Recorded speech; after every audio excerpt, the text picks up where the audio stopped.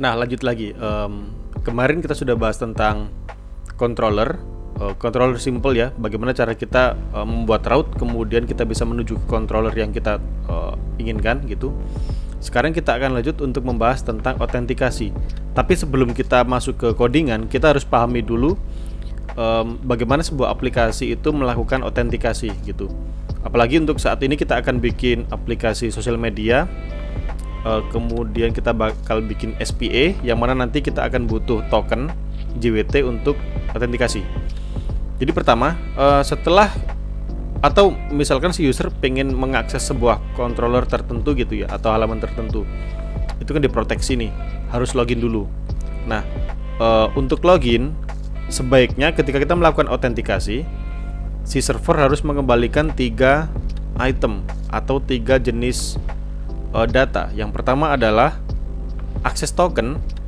Access token ini gunanya adalah untuk ketika kita melakukan request ke API, kita harus menyertakan access token sehingga nanti si backend sudah tahu bahwa oh, si user ini sudah terautentikasi gitu, sudah login. Maka karena dia sudah menyertakan token yang benar nih, maka dia boleh untuk mengakses halaman ABC atau API ABC gitu ya. Terus kemudian yang kedua juga ketika login, si user harus dapat refresh token, atau si backendnya juga harus menyertakan refresh token gitu ya. Jadi refresh token ini gunanya adalah untuk ketika akses tokennya ini expired, itu kan ada limitasinya ya, ada waktu kadaluarsa gitu di akses token demi keamanan, dalam hal keamanan. Jadi misalkan akses tokennya itu sudah kadaluarsa, maka kita bisa nge-get akses token yang baru menggunakan refresh token gitu.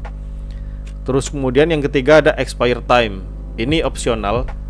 Jadi mungkin untuk si front end nanti bisa menyesuaikan bagaimana cara dia mengelola akses tokennya menggunakan expire time. Misalkan sudah mencapai expired nih, sudah kadaluarsa, maka nanti dia secara otomatis mengupdate tokennya di background gitu.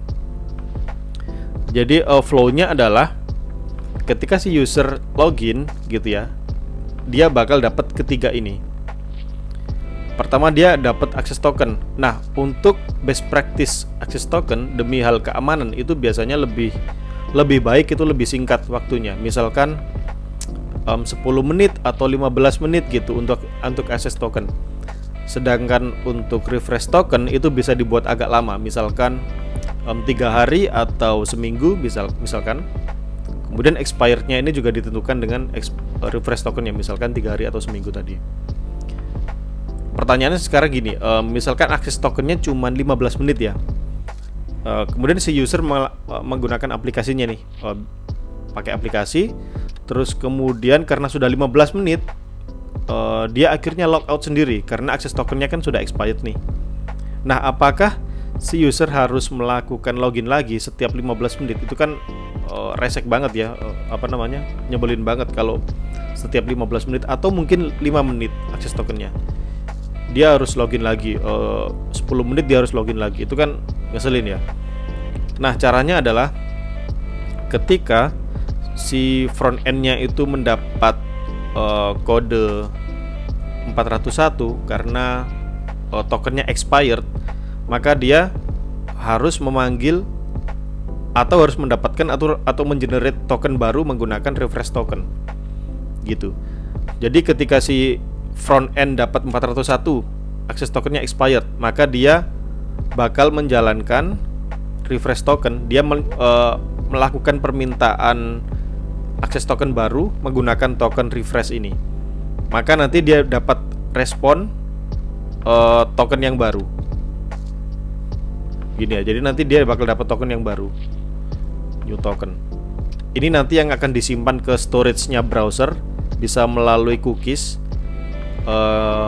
Terus kemudian setelah kita sudah dapat new token, maka kita bisa melanjutkan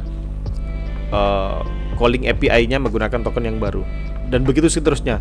Terus nanti kalau token ini sudah habis atau expired, dia kan juga ketika ini juga dapat ini lagi kan, dapat refresh token lagi kan.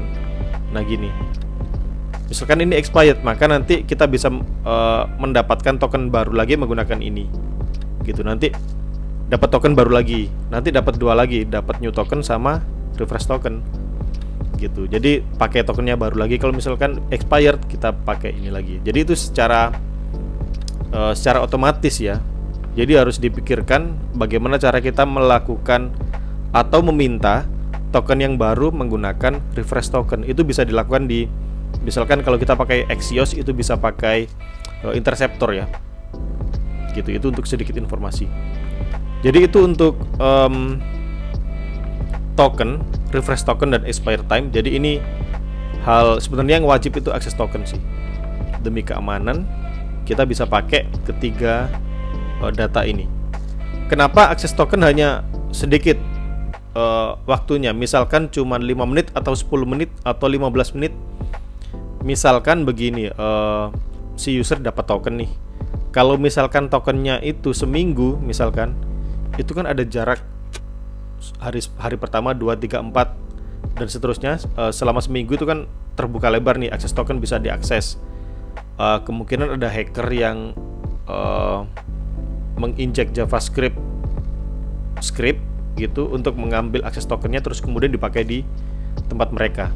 Nah, kalau kita memperpendek umur dari akses token, itu kan juga mempermudah atau memperketat aplikasi kita kan. Jadi misalkan 10 menit gitu, ada orang yang mau berusaha ambil, nah ternyata karena sudah expired, tokennya yang diambil itu sudah expired gitu. Jadi semakin pendek tokennya itu semakin bagus.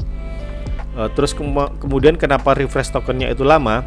Jadi misalkan dalam seminggu itu akses tokennya ini kan sudah mati. Jadi dalam seminggu dia masih bisa pakai refresh tokennya ini untuk mengenerate token yang ini gitu.